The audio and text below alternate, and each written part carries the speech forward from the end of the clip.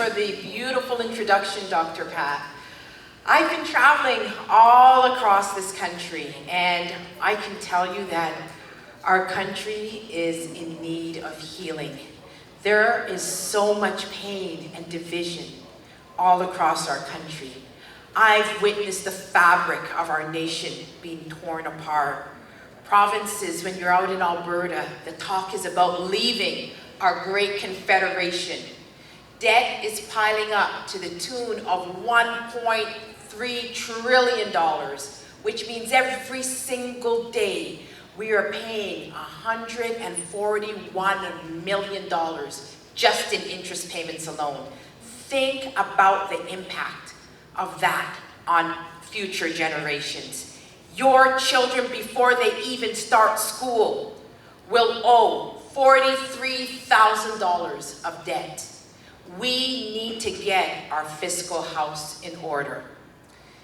In addition, social divides are so wide. I've gone to churches and members are not speaking to each other because of their vaccination status.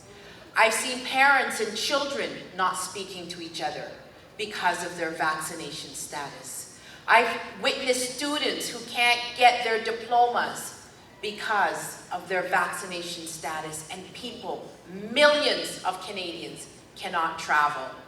We have had a government who has used COVID to divide and to demonize Canadians, and it is time to heal our nation.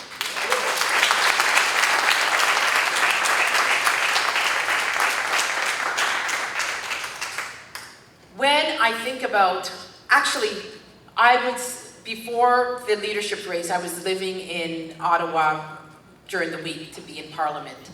And I remember during the convoy protest, I remember the first day watching it on TV and saying, how am I gonna get through those truckers to get to Parliament? And just thinking, being very concerned. And then as I was walking to Parliament, I said, I'm gonna stop and I'm gonna talk to them. And I actually spoke to so many of them. Some of them came all the way from BC. And I spoke to them and I said, why are you here? Actually all of the truckers that I spoke to, they were vaccinated, but they were concerned about our treatment of the unvaxxed, of the millions of people who couldn't travel. And they said, this is not the Canada that we have grown up in. This is not the Canada that we know. There is too much government overreach, and that is why we are here. And so I believe that whether you believe in what the truckers were doing or not, it was a manifestation of frustration that had built up within our country. And we witnessed one of the most egregious declining of our democracy when protesters, their assets were frozen without a court order.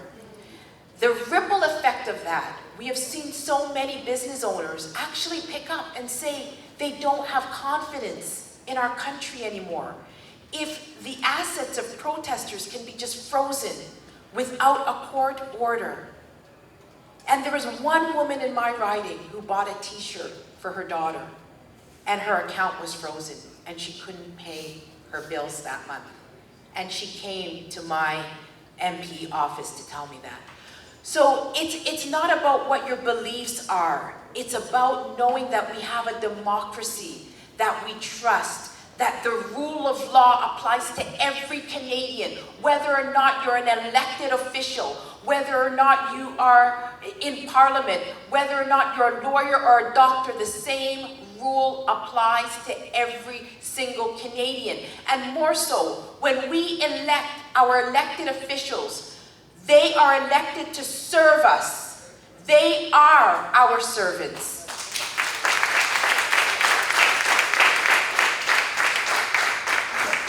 And the only way you could be a good servant is by listening to people who have concerns. And that is what we need to go back to. We need to go back to the foundations of our democracy. I came here when I was 5 years old from Jamaica. And the political climate in the country that my parents left from, it was unstable. It was unstable, and they came to this country for a stable democracy. They came and they were able to buy a home in the beaches for $20,000. In the beaches for $20,000. I can't even conceive of what that house would. I don't know why they sold it. If they had it, it would be very, very good right now. But I can't conceive of what that house would value right now. I want to restore our country to the day when young people can have the dream of owning a home again. That dream is so far removed from our basic reality. Now today, just to fill up your gas tank is a strain in our lives. Think about affordability for the average person. The average immigrant coming to this country now. The opportunities that were there in the past just aren't there anymore. And I've gone out and I've met builders, and builders who want to build homes, and they've told me, we don't have laborers. We don't have the labor power to do this. But there are people who have immigrated to this country who have the skills and are unable to work in those fields because of biased credentialing. We have to do something to make sure that when immigrants come here and they have the ability and the skills to work, we can get them to work as soon as possible, because they are here to build this country. They are here to ensure that Canada can prosper and they can prosper within this country. We should get them to work as soon as possible. I'm also seeing a decline in faith. So many churches were burned just a year ago, and it was so disappointing to see church leaders not stand up.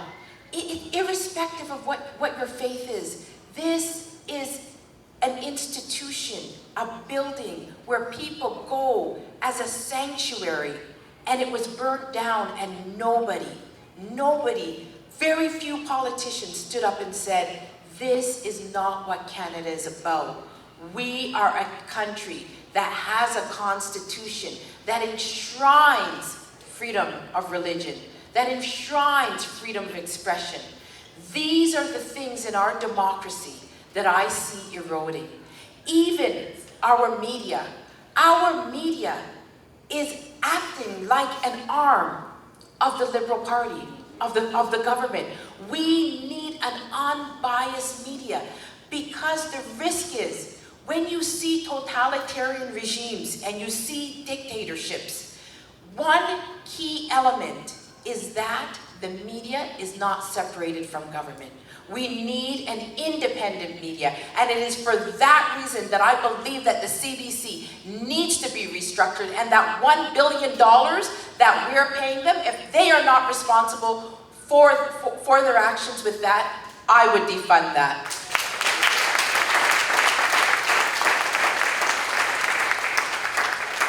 We also need to make sure that we're able to raise our children in accordance with our values. No government should come in your home and tell you how to raise your children. No government whatsoever.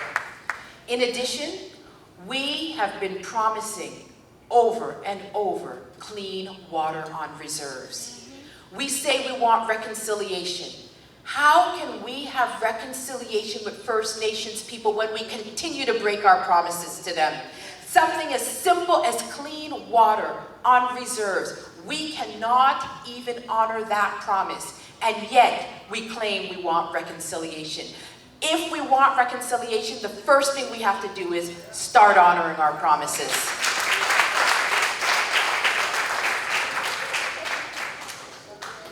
When I ran in 2020, I was an outsider. In fact, I walked into some rooms and people would laugh. They thought, she's not going to get any votes. And I heard them say these things. And by the time it was done, I had won the popular vote in the entire country.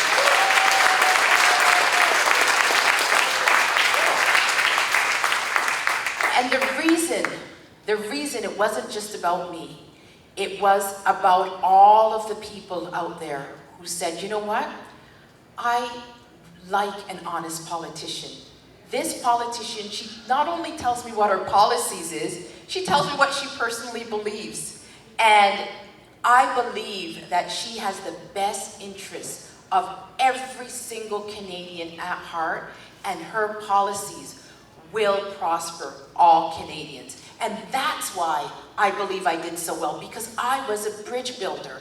I wanted to bring people together, whether you're heterosexual, LGBTQ+, whether you're pro-life, whether you're pro-choice. I believe that there's common ground, that when we focus on what unites us, we are much stronger together.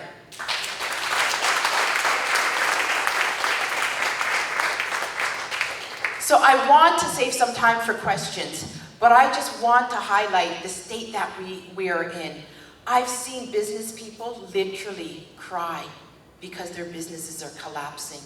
During COVID, we favored large box stores. We favored the Costco's, we favored the Walmarts, and small business owners. So many of them told me that they were using their credit cards and their line of credits that's tied to their homes to make sure that their employees don't lose their jobs. And some of them, they're on the last of their savings, the last payment on their credit card. They are collapsing, and over 80% of all Canadians are employed by small businesses. We need to find a way to ensure that the business sector can take chances again and start rehiring people again so we can get our economy back on track.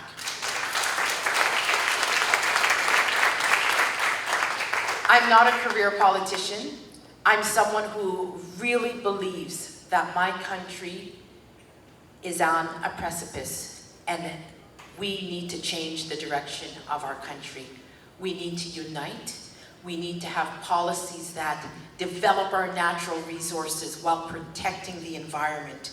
We have to have policies that strengthen the family, that entrench parental rights, because parents are feeling as if they are attacked by this government. I gave up my practice, my law firm. I had thought that going into politics, I would have easily been able to just leave it to one of the lawyers that I trained in the office. But anybody with a small business, you know that your business becomes you. And people come to your business because they want you, they want your service. And so I had to make the tough decision of transitioning my firm to another lawyer. And even the building that my firm was in, I owned the 2 units, and I had to sell them because I wanted to make sure that every ounce, every fiber of my being, I can put into saving our country, making sure that our country is on the right path, making sure that my children and your children and future generations have the opportunities that we had today, and making sure that when we sing our national anthem, we can proudly say that Canada will remain glorious and free.